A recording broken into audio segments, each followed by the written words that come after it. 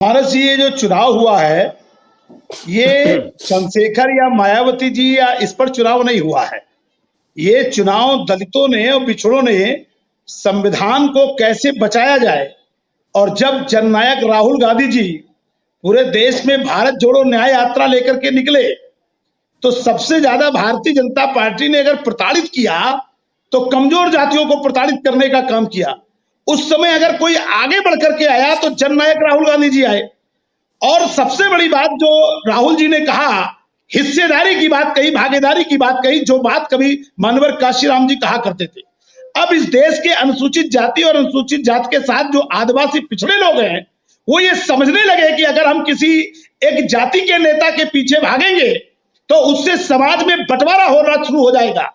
6 दिसंबर 1956 के बाद इस देश में एक नैरेटिव बनाया गया कि इस देश में परम पूज्य बाबा साहब अम्बेडकर के बाद, यानी 6 दिसंबर 1956 को बाबा साहब नहीं रहे, तो क्या उसके बाद इस देश के अनुसूचित जाति के लोगों को आगे बढ़ाने का काम किसने किया?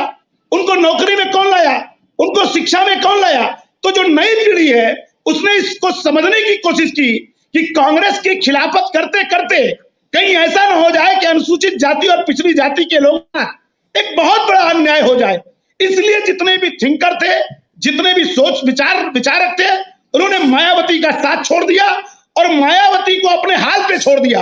हालांकि हमारे राहुल गांधी जी ने कहा था कि इंडिया गठबंधन में मायावती जी को आना चाहिए और इस सरकार का नेतृत्व करना चाहिए, लेकिन उनकी क्या मजबूरी थी, क्या व्यवस्था थी? इस व्यवस्था को अनुसूचित जाति, जिनको आप दलित कहते हैं, उन्होंने बखूबी समझा। जहां का सवाल चंद्रशेखर जी का है, चंद्रशेखर जी जिस सीट पे मजबूत थे, वहां पर पूरी ताकत से वहां के अनुसूचित जाति के लोगों ने चंद्रशेखर भाई को अपना नेता मानकर संसद पहुंचाया। लेकिन दूसरी जगह पर जहां अनुसूचित जाति की दूसरी जातियां थी, उन्होंने इंडिया गठबंधन को ताकत दिया। और अभी जो हमारे भाई साहब कह रहे थे, अयोध्या में अवधेश पासी, ये पासी बिरादरी के अवध क्षेत्र में जो पासी जातियां थी, उन्होंने पूरी ताकत से इंडिया गठबंधन का साथ दिया। और फैजाबाद में जो अवधेश पासी जी जीते हैं, उसमें 5 लाख वोटर केवल फैजाबाद का है।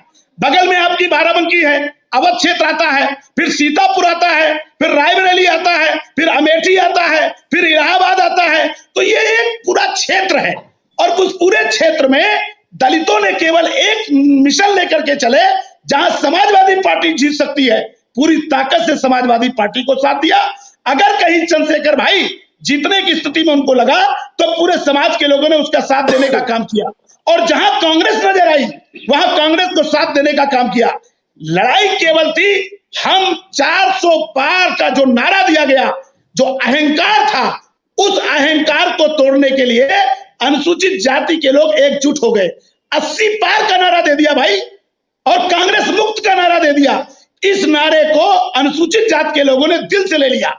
भारतीय जनता पार्टी इस मुगालते में थी कि हम 5 किलो राशन से ही अनुसूचित जाति के लोगों को लाभार्थी बना करके उनका वोट लेते रहेंगे। लेकिन अनुसूचित जाति के लोग नौकरी भी चाहते हैं। आप नौकरी नहीं देना चाहते हैं, वो सशक्त होना चाहते हैं, वो हिस्सेदारी चाहते हैं, वो भागीदारी चाहते हैं। भारतीय जनता पार्टी ने इतना छल किया कि वो मुखर होकर के इस बार चुनाव में पार्टियां कम लड़ी है, समाज ज्यादा लड़ा है। पार्टियां तो लड़ी रही थी सिंबल के रूप में, नेता के रूप में, लेकिन जनमानस ने पूरी ताकत से इस चुनाव को लड़ा है। मानस जी, मैं आपके साथ कई बार डिबेट पे रहा हूं।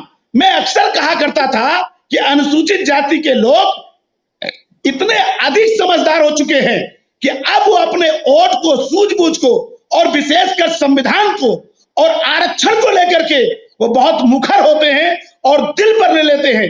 जब उनकी संविधान पर और आरक्षण पर आज आएगा तो मैं बता रहा हूं मानस जी, इस देश का अनुसूचित जाति और आदिवासी और पिछड़ी जाति के लोग किसी भी हद तक बुजुर्ग जाएंगे।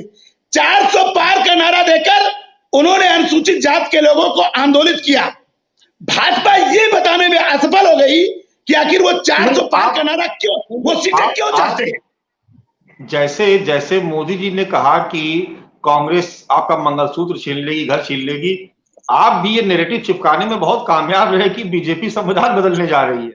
हाँ, ये अरे उनके नेताओं ने कहा। मानस जी, आपके चैनल पे, आपके नेशनल चैनल पर सारे सांसदों ने कहा कि 400 पार आने पर हम इस देश में संविधान बदल देंगे। तो आप बताइए मानस जी, इस देश में अनुसूचित जात के लोग प्रोफेसर हो चुके हैं, यूनिवर्सिटी में पढ़े हैं, सब मनरेगा में मजदूरी नहीं करते हैं। तो संविधान को बचाने के लिए ये लड़ाई, आरक्षण को बचाने के लिए, संविधान को बचाने के लिए लोग अपने दिल पर लेकर के इस चुनाव में कूद पड़े। मैं ये कह रहा था कि जो अनुसूचित जात और कमजोर जातियां हैं, अब राहुल गांधी में अपनी उम्मीद देख रहे हैं।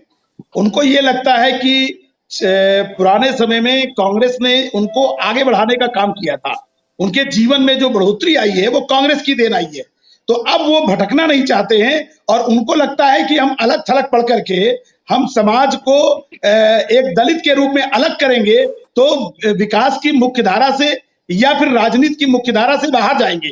तो आज की तारीख में अनुसूचित जाति के लोग कांग्रेस की जो विचारधारा है कि सबको साथ रह करके ही अनुसूचित जाति का व्यक्ति आगे बढ़ सकता है, तो वो उस विचारधारा के साथ फिर से वापस आना चाहता है। क्योंकि 56 के बाद बाबा साहब अम्बेडकर नहीं रहे, तो संविधान का इंप्लीमेंट अगर किसी ने कराया है तो कांग्रेस ने कराया, और कांग्रेस की नीतियों के कारण उसकी एक पीढ़ी से दूसरी पीढ़ी में काफी परिवर्तन आया है।